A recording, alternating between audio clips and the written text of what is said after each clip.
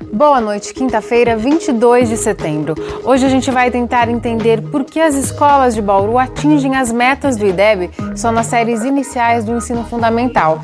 Sobre esse índice do governo federal que mede o desempenho dos alunos e os desafios da educação básica, a gente conversa com a professora da Unesp, Vera Capellini. Numa mesma escola, do primeiro ao quinto ano, nota 7, do sexto ao nono, nota 5. O cenário se repete nas 16 escolas de ensino fundamental do município. Todas as unidades do ciclo 1 atingiram a meta e algumas conseguiram ultrapassar o índice estabelecido pelo MEC. Já entre as do ciclo 2, nenhuma conseguiu alcançar a meta ou o índice. Nova estação enche a paisagem de cor, mas acende alerta contra tempestades.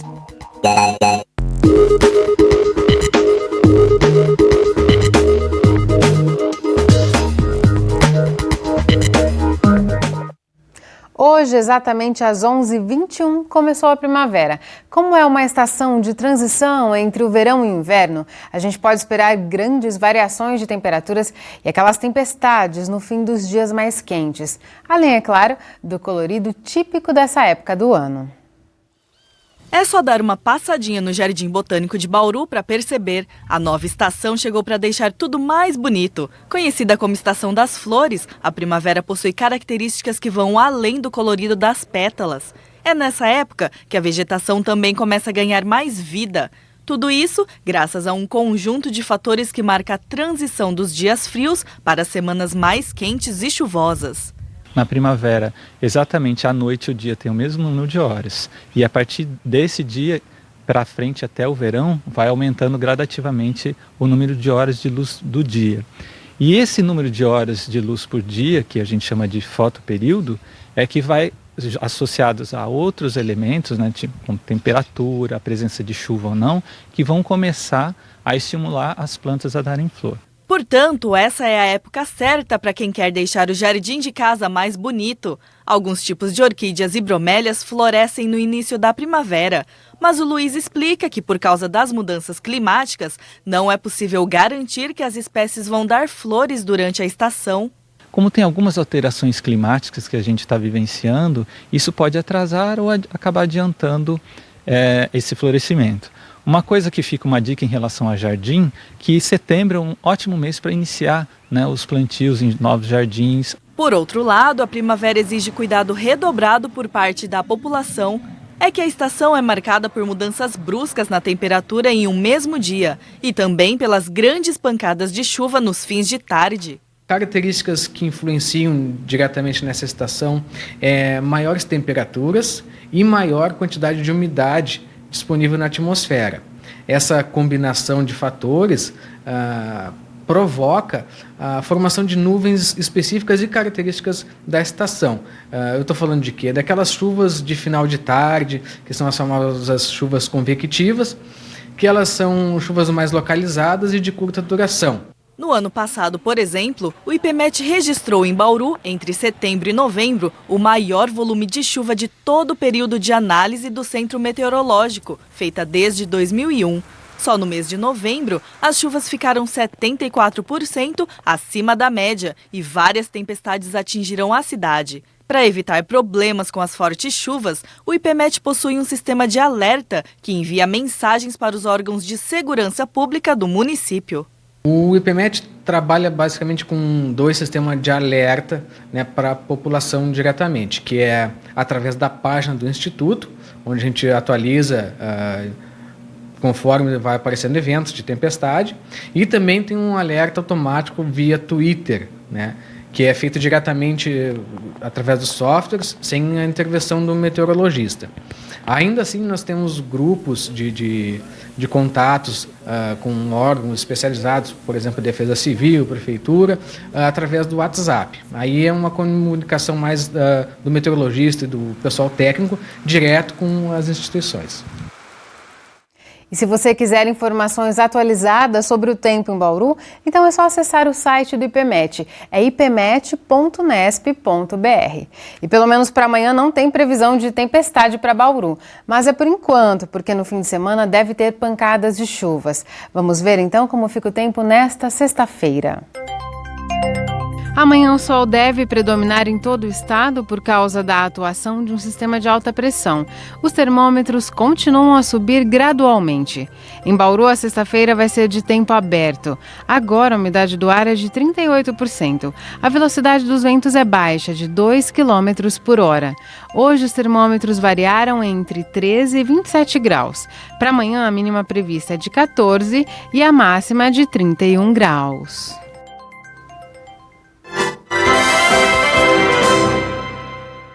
Na eleição, a pessoa que não tiver o título em mãos, ela deve levar o seu documento de identidade, um documento original com foto válido, né? Lembrando que às vezes ele leve um documento que esteja com a sua validade expirada e o mesário pode não aceitar.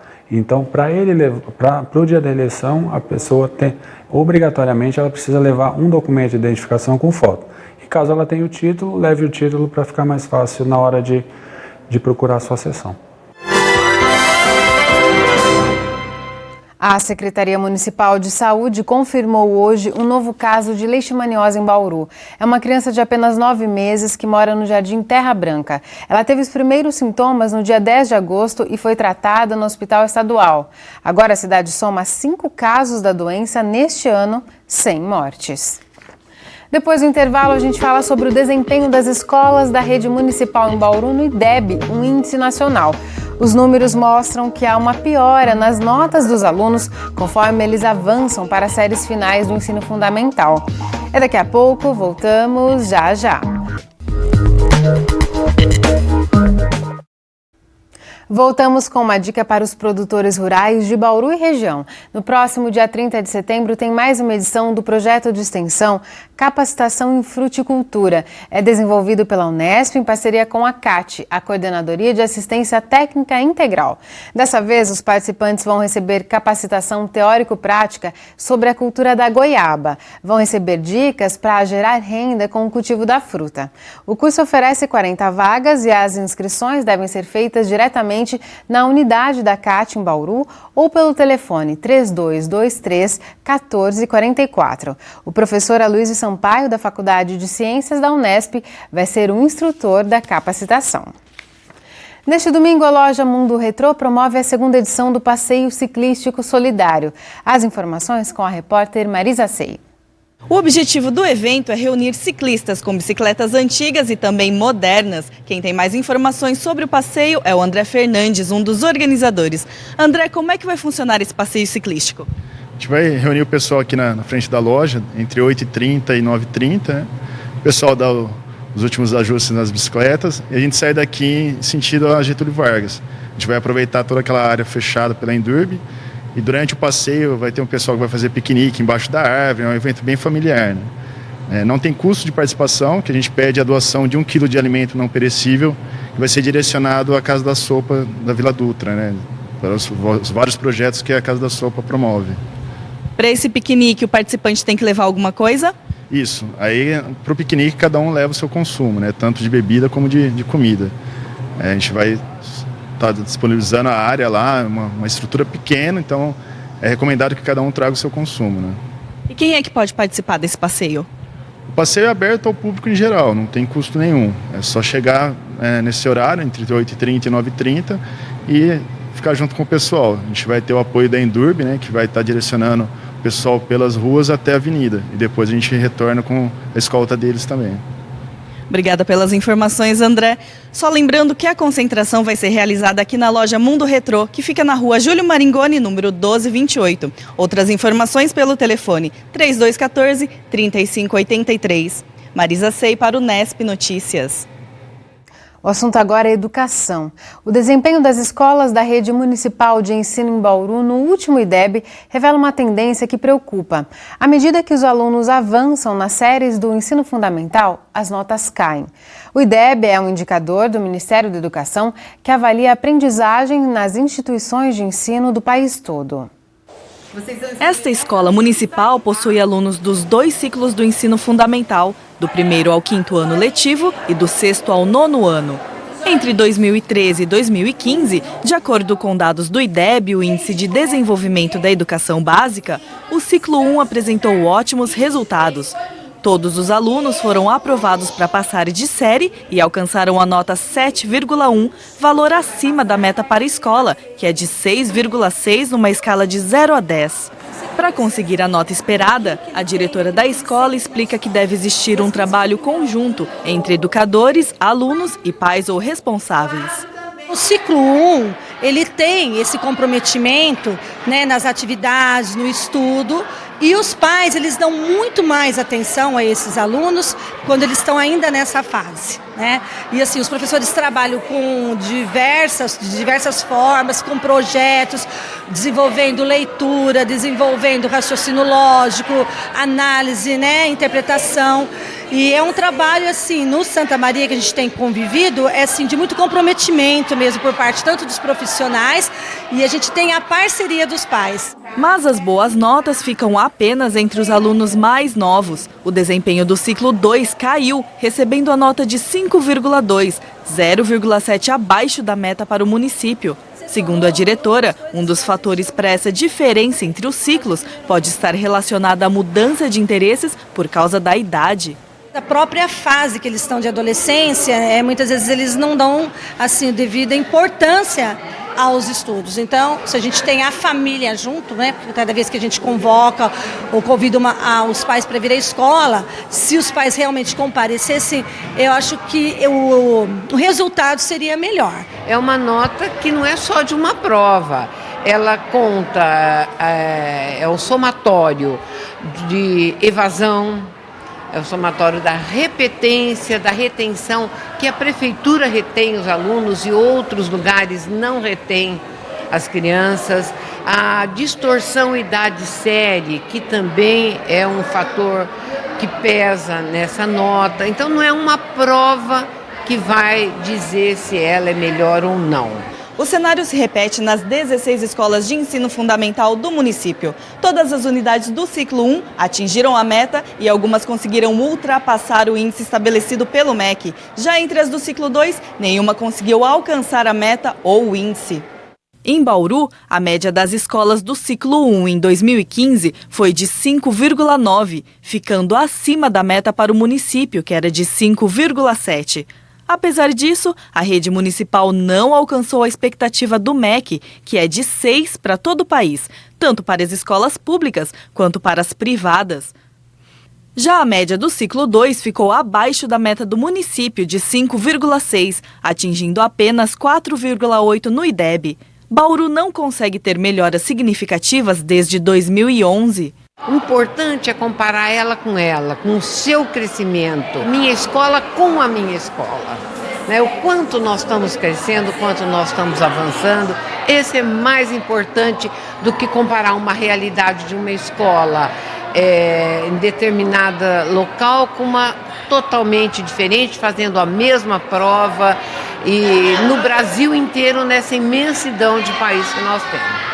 Completar os 2 ciclos na mesma escola pode ajudar os alunos a terem bom desempenho até o fim do ensino fundamental. O Vitor, por exemplo, já construiu uma relação de confiança com os professores. Eu sempre estudei aqui desde o primeiro ano, inclusive meus irmãos já estudaram aqui também. A gente interage bastante com o professor, conversa e a gente já é amigo do professor, né? Se você não tiver uma boa interação com o professor, você fica meio envergonhado de tirar uma dúvida, de perguntar certas coisas que para outros você não ia perguntar. Para a secretária municipal de educação, uma forma de melhorar o índice do ciclo 2 em Bauru é investir no trabalho dos educadores. Os professores estão fazendo mestrado, eles têm dia liberado semanalmente para estudos, horas para estudos. É preciso agora investir muito mais no ensino fundamental 2, que essas crianças estão chegando lá com todo esse conhecimento, para que a próxima avaliação já nos dê um alento, já nos traga mais alegria. No próximo bloco, a gente continua a falar do IDEB. Será que ele é realmente eficiente para medir a aprendizagem? E por que o desempenho dos alunos cai nas séries finais do fundamental? Quem responde a essa e outras questões é a professora do curso de Pedagogia da Unesp, Vera Capellini. Voltamos num instante só. Voltamos e a gente continua a falar sobre o desempenho das escolas no IDEB. Quem analisa os resultados e também os desafios da educação básica para melhorar o ensino é a professora do curso de Pedagogia da Unesp, a Vera Capellini. Vera, muito obrigada mais uma vez por sua presença aqui no Unesp Notícias. Disponho. Vera, a gente viu na reportagem a realidade de Bauru, que reflete também o cenário nacional, que um cenário onde as escolas que têm séries iniciais do fundamental atingem as metas, né? Algumas até ultrapassam as metas, mas nas séries finais do fundamental não. As notas ficam muito abaixo da expectativa, né, do MEC. O que acontece? Tem um rompimento nos procedimentos, nas políticas públicas de educação entre esses dois ciclos, e a diretora também apontou uma mudança no perfil do aluno que fica mais velho. O que deve ser levado em conta para entender essa queda nas notas? Bom, a avaliação externa, na minha concepção, ela é muito importante. E lógico que uma única variável não pode ser a responsável pelo fracasso ou sucesso desse processo ou da aprendizagem escolar. Eu concordo com a diretora quando ela atribui, né, o perfil do aluno. Sem sombra de dúvida, a primeira infância, né, então a criança até 12, ela tem o maior contato com o professor, porque o professor dos anos iniciais, ele é um só. Então a questão da afetividade, a proximidade, esta interação do professor, e ele chega na escola ávido, né, pela aprendizagem. Porém, quando ele passa do Fundamental 1 para o Fundamental 2, o modelo de ensino proposto, quase sem exceção, ainda é o mesmo. A professora até anunciou que nos anos iniciais trabalha por projetos, né? Porém, no Fundamental 2 e médio, nós temos diferentes professores, o conhecimento muito fragmentado. Então, a tão famosa interdisciplinaridade a gente ainda não conseguiu. E nós temos o perfil do adolescente, que é decisivo. A geração que está aí, há que se considerar que esse perfil não consegue mais ficar 5 dias da semana sentado numa carteira, né, copiando da lousa e trabalhando nesta perspectiva. Por outro lado, culpabilizar o professor também não é o único caminho. Porque nós temos que pensar, sim, que enquanto o professor não for valorizado no nosso país, de fato, a educação não vai melhorar. Então, são diferentes variáveis que interferem. A formação do professor é outro, por isso que, né, então, enquanto professor, eu assumo aqui a nossa corresponsabilidade nesse processo, porque como formadora de professores, nós sabemos que há de se pensar em mudança, sem dúvida, no currículo de formação de professores. Ô Vera, e essas variáveis, elas incidem também, e outras ainda, no ensino médio? Porque se a gente olhar, os resultados no ensino médio são ainda piores. Além de não alcançar a meta do IDEB desde 2013, o rendimento médio no país, nessa escala do IDEB, que vai até 10, é de 13,7. O que explica esse cenário tão ruim no ensino médio no país?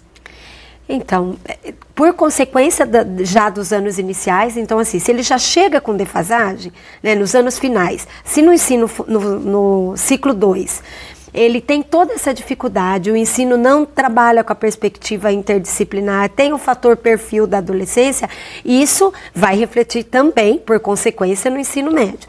E nós temos um apagão de professores. Então, esta é uma variável importante a ser considerada. O que isso significa? Nós temos dificuldades em ter professores das especialidades trabalhando com os alunos do ensino médio. Então, por exemplo, professor de física, professor de química, que são matérias vitais, né, para o conhecimento do ensino médio, e muitas vezes nós não temos esse professor. Porque com a desvalorização que nós temos na área da educação, muitos professores dessas áreas que fazem licenciatura em física, química, biologia, matemática, não seguem a carreira, ou vão para outra área, ou seguem às vezes, quando ele é da universidade, sobretudo da pública, a carreira acadêmica. Ou seja, nós temos alunos do Fundamental 2 e médio que não tem aula com professor de física. E aí, como que um professor que não é especialista da área vai trabalhar e vai promover na aprendizagem de um aluno, motivá-lo para a aprendizagem? Fica uma lacuna na formação. Fica uma lacuna seríssima na formação. E nós temos que enfrentar esse grande desafio da educação básica posto, e inclusive da formação de professores, que é de repensar a forma como a gente vem trabalhando o conteúdo com esses alunos. Uma perspectiva conteudista que aluno decora para passar no vestibular, também cabe crítica. Que a gente sabe, mas então ele tem que ter acesso ao conteúdo? Sim, esse conhecimento, ele é o bem maior que o ser humano pode, né, ter, e que muitos só vão ter via escola, no caso da escola pública, via escola.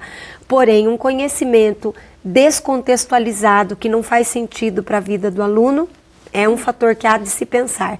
Mas para ter essa consciência, esse domínio, tanto a competência conceitual da área, quanto a competência didática, há que se pensar que tem que valorizar a carreira docente. A carreira docente não é atrativa no nosso país. E a Vera tocou em pontos importantes em relação ao currículo do ensino médio. Acho que você falava sobre isso também, né? De ter conteúdo, mas ter também uma formação que faça sentido para aquele aluno, né? Um conteúdo que ele aplique na vida dele de fato. E hoje o Ministério da Educação apresentou as propostas de mudanças. A gente vai voltar a falar sobre esse assunto aqui no Nesp Notícias, destrinchar essas propostas, mas de uma forma geral a sua visão é de que precisa mesmo mudar, mas para esse sentido. Sim, eu não consigo nesse momento fazer uma avaliação das mudanças que estão sendo colocadas. Elas acabaram de ser divulgadas. Porque acabaram de ser divulgadas. Eu penso que sempre um projeto político-pedagógico de uma escola e de um país, de uma nação, ele precisa ser discutido com a base. Então, assim, as coisas, mudanças políticas na área da educação precisam ser discutidas com profissionais da educação. Então, esse é o primeiro ponto. Então, sobre as mudanças postas, é difícil avaliar, mas não, nesse momento, mas não dá para negar que o ensino médio no nosso país precisa de mudança. Há que se considerar que a escola, muitas vezes, ela está parada no século XX, no seu formato, e nós temos alunos no século XXI. A questão das tecnologias digitais de informação e comunicação precisam estar presentes. Elas não podem ser vistas como redentoras da educação. Mas não dá para negar que a geração que está aí hoje, o dedo e a comunicação dele, isso precisa ser considerado, porque o aluno, eu tenho filhos adolescentes, e não dá para negar que o modelo de Los Egis para essa geração não cabe mais. É um grande desafio que a educação brasileira precisa enfrentar. Mas sem valorização, dificilmente nós teremos bons profissionais da educação que consigam enfrentar esses desafios. Tá certo, Vera, mais uma vez, obrigada por suas reflexões. Disponha. Por hoje é só, a gente volta a se encontrar amanhã às 19h, ao vivo. Tchau!